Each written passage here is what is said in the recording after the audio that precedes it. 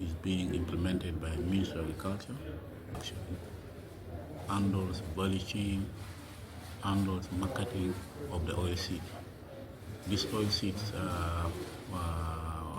there are four. We are targeting for oil seed. That is sunflower, soybean, simsim, and then peanuts. They were chosen because the identified project area, which are 81 districts, are the districts that mainly grow those oil seeds.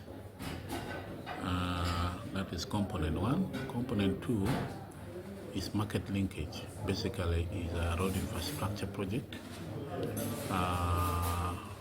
Here we are handling rehabilitation of community access roads. We are also handling construction of bridges, which is part of the road projects, drainage work, and many other activities in the road component.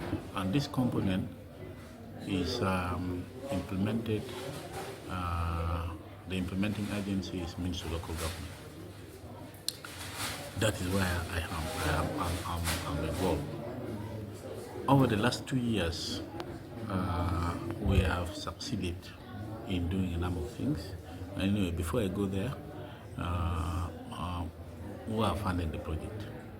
The project is being funded by IFAD, OPEC, and AFA International, and then government of Uganda. In fact, government of Uganda is contributing $14 million, 14 million pound. These are the major funders. The major, with the lead funding agency is a donor, is IFAD. That is why most of the projects are supposed to be cleared by IFAD. The rest are the sister co-funders. Over the last 2 years, I have been in the project. I can say we made some success. We started by introducing the project to the districts. So we moved around to all the 81 districts and introduced the project, what's the aim of the project, the purpose of the project, the goal, and what we're going to do, what are activities, what are the role of local governments, what are the role of the ministry, what are the role of community, all the stakeholders. So we started by that, we succeeded very well. Then the other activities, we collected a number of data from local government to help us design our project very well. Data of production, data of roads, and so on. Then we went down and worked together with local governments, because the local government is the executing agency. They are the procurement entity. So then that is their role. So we worked with them, did detailed assessment, carried out designs of the roads. And the designs was reviewed by the different consultants, by Ministry of Works, by different institutions, Ministry of Works, and the donor agency, and were finally approved. We later move on to carry out procurements in accordance to the law, to procure contractors who are going to undertake the implementation of the project, and which is where we have reached now. How many districts from northern Uganda are benefiting from this? This project covered the whole Greater North. West Nile, we have 12 districts, all the 12. Actually, sub-region have 8 districts, all the 8. Lango has 9 districts, all the 9. Teso has 10 districts, all the 10. All the districts in Bugisu, all the districts in Sebe, Bukedi, and Busa, all the districts, and Karamoja has 6 districts. So you can see all the districts in the Greater North are benefiting, not even one. So they are benefiting from component 1, which is agriculture, production, value chain, marketing.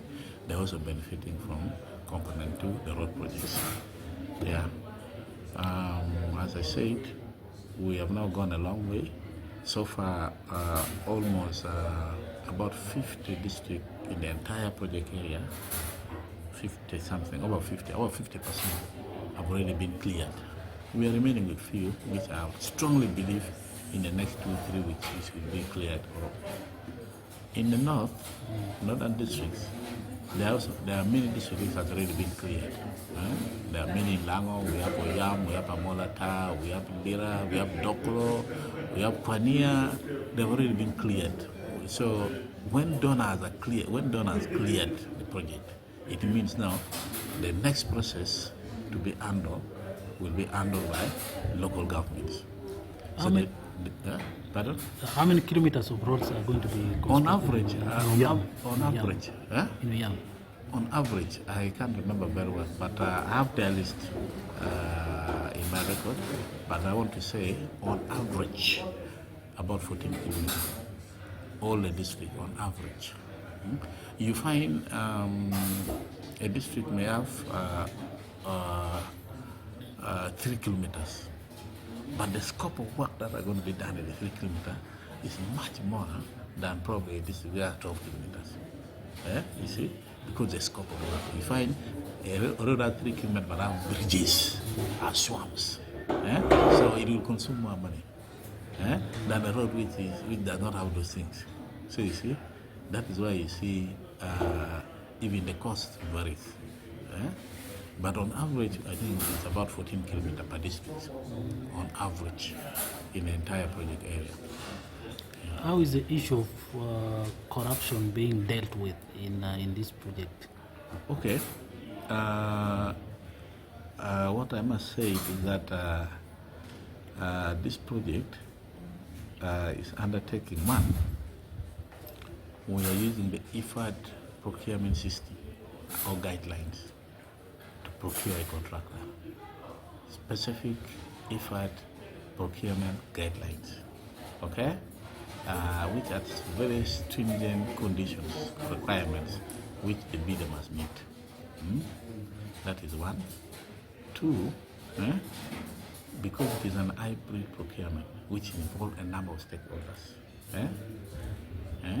So it mitigates the issues of corruption. One, what I'm saying is, when district evaluate and make recommendation for a contractor, that does not mean the contractor has gone through. The ministry does the same. The donor is the final person who does the final review.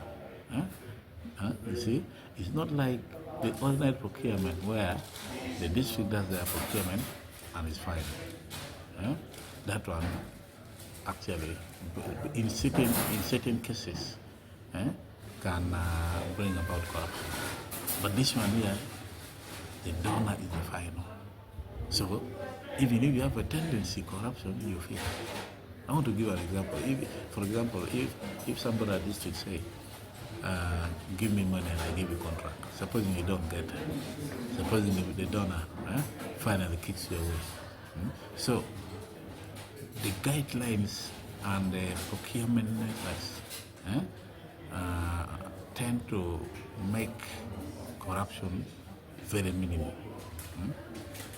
Makes corruption very, very, very minimal. Yes. For me, that is what I can say. So, because the various institutions take part in the procurement process. District takes part, ministry takes part, and the final is the donor. And the donor has all the instruments to ensure that they evaluate, they review the reports very well to ensure contracts are given to the right contractor. Talking about the markets for all these products, we talked about the Sim, the Ginans, and the rest. Is there a way you're helping the community or the farmers to link up with the markets? I can briefly, because I read the project documents, what we call the project design report that was approved by the donor government in Uganda. It has so much details of how production is going to take place, of how value chain, of how marketing is going to be done. You are well aware, if you have experience in our place in Lango, in Achole, we grow a lot of these crops, these oilseeds. Simsim, Gina, sunflower, and in Lango you know very well, soya bean and all that. We grow a lot of them. the community grows from that. At the end of the day, they get little money from the sale of those produce. Why? Because they are middlemen. A middleman go and buy these items, produce, deep in the village, and then come and sell it to a private investor like Mukwano, like Mount Meru, the mini Lango, at a very high price. So the project is designed in such a way that we should eliminate the middleman. Okay? We eliminate the middleman. That means this produce must go straight to the private investor at a high price. And that's what the project is going to do. And the modalities are how that one is going to be done. You see? There are modalities. See how that one is going to be done. It is there in the documents. I'm Engineer Dennis Magezi, the Senior Civil Engineer of National Oil Seeds Project, a project in the Ministry of Local Government. So what has been the purpose of this review meeting? This review meeting is a normal quarterly progress review meeting of the project, and the project has two components, but this component we are concentrating on this meeting is the one which is being held by the Ministry of Local Government, which is supporting infrastructure to link the oilseed farmers. The infrastructure will link their production to the processing and marketing. So what essentially this meeting was to review our progress, and majorly we have currently been under procurement, so we are assessing how far we have gone with the procurement, the few remaining projects which we have not gotten clearance from the funders, and the reasons why we have not gotten those clearances as that we purge them and get all projects cleared. So maybe in addition to that, what's the ministry doing to see or undertaking to see value for money and ensuring that communities in the 81 districts get the service delivery? The ministry participated. These projects were designed in-house, using the staff of the project and the district staff to design. We did not hire a consultant to do those designs. So the designs also, because we are the ones who did them, we made sure that they are robust. There are all the provisions provided for, so there is nothing missing on the road. We have provided for adequate drainage, we have provided for the gravel layer, because usually when the road is not graveled, then it tends to erode very fast. We have catered for that, but also when it is graveled and does not have drainage, then it gets washed away. So all that has been provided. We also participated in the drafting the draft bid documents, which was later shared with the district to review and adapt to them, and also our funders for clearance. So within those documents, there are technical specifications which the contractor is supposed to follow to ensure that they achieve quality. So what we have emphasized in this meeting, because the project managers are going to be the district engineers, to make sure that when they are supervising, they follow the conditions of contracts, they follow the specifications, and make sure that these projects they are signing are finished in time. It is quality work. They don't sleep. They make sure that all the technical specifications are followed, and also they control the cost to make sure that we don't have a contract variation, because we don't have that window for contract variation. So that one has been emphasized. So periodically, we have engineers representing different hubs, around 5 engineers. I represent the Midwestern hub. We shall be periodically moving to follow up what is being implemented. No payment will be done before we are satisfied that what is being paid is actually on the ground. So that way we shall ensure that there is value for money. Yeah. Under your hub, how many kilometers of roads are going to be worked on? Is around 100 kilometers. Yeah. Okay. So how many districts are those? There are under the 10 hub. districts. Okay. And also some other districts from the eastern, which are also be taking on. Now, 3 years down the road, what has been the technical challenges that the ministry faced, and of course now the local governments that are benefiting from this? The 3 years, on day one of the project, you can't put a grader on the site. And also it is a national oil cities project trying to promote the oil city sectors. So the infrastructure component is a support component. So within those 3 years, also needed to do clustering so to assure which regions, one, are growing oil and those which have potentials, and do the mapping so that when you start selecting and prioritizing those roads, you are not just selecting roads for the sake of doing roads, but you are selecting roads to serve the oil city sector. So that one took some process. Of course, there was also some recruitment of staff because on day one there was no staff in the project, so we have to go through the process of recruiting staff as the Minister of Local Government, as also Minister of Agriculture, and also going into selection. So time has gone through that process, and also after we have selected and prioritized, then you go to down to do the surveys and detailed design and bid documentation, seeking approvals from the donors. It also takes some time, and then advertising for those works, allowing the bid process to take place, evaluation take place. This evaluation is not concluded at the district. They have to send the reports to the center for due diligence to make sure they have done the right thing. Then it is sent to the funders, which is IFAD, for also review and clearance. It is when that clearance is received that are given a green light to sign a contract and go to Solicitor General to get clearance and get the contract on board. So those processes take some time. So, what are you taking home from this review meeting?